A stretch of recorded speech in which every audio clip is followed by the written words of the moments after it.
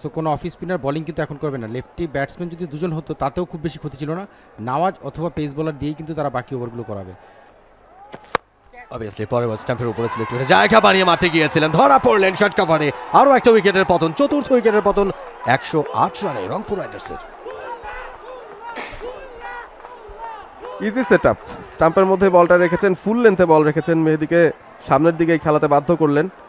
একটুখানি জায়গা করে নিয়েছিলেন মেহেদি এবং ক্যাচটা সরাসরি প্রতিপক্ষের ক্যাপ্টেন আরেক মেহেদির হাতেই ধরিয়ে দিয়েছেন। ইজি ক্যাচ এবং এক্সপ্রেশনটাও ছিল দেখার মতো। মোহাম্মদ নওয়াজ এসেই সফল, চতুর্থ উইকেটের পতন। শেখ মেহেদি চেষ্টা করেছেন 192 স্ট্রাইক রেটে, 27 করেছেন 14 বল থেকে। এখন কিন্তু যে বিপর্যয়, একটুখানি কনফিউশন রংপুর রাইডার্সের পরবর্তীতে কে ব্যাট করতে নামবেন। সম্ভবত এই জায়গাটায় খুশদিল শাহকে তারা মিস করছে। গুরু দায়িত্ব নিয়ে ব্যাট করতে বোধহয় নেমে পড়ছেন নতুন এক ব্যাটার নুরুল সোহান, ক্যাপ্টেন,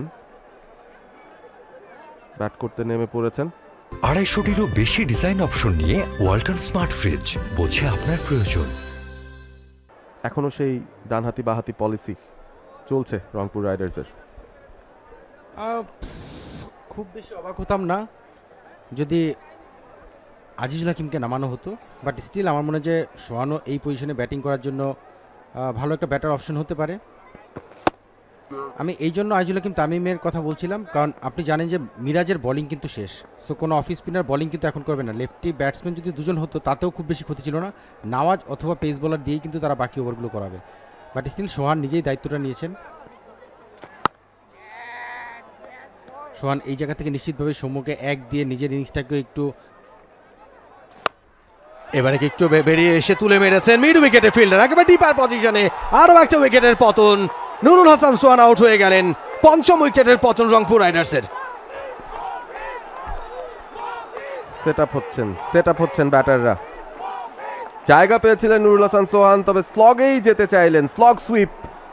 তিনজন ফিল্ডার সেখানে রয়েছেন, টিপ মিড উইকেটে, টিপ স্কোয়ার লেগে, লং অনে, যেখানেই বলটা যাক ধরা হয়তো পড়ে যাবেন। পারফেক্টলি টাইম না করতে পারলে, এলিভেশনটা না পেলে বিপদ, সেই বিপদটাই ঘটে গেছে। এবং নাইম শেখ তিনি সেঞ্চুরি পেয়েছেন ব্যাট হাতে, ফিল্ডিংয়েও কোনো ধরনের ভুল করলেন না।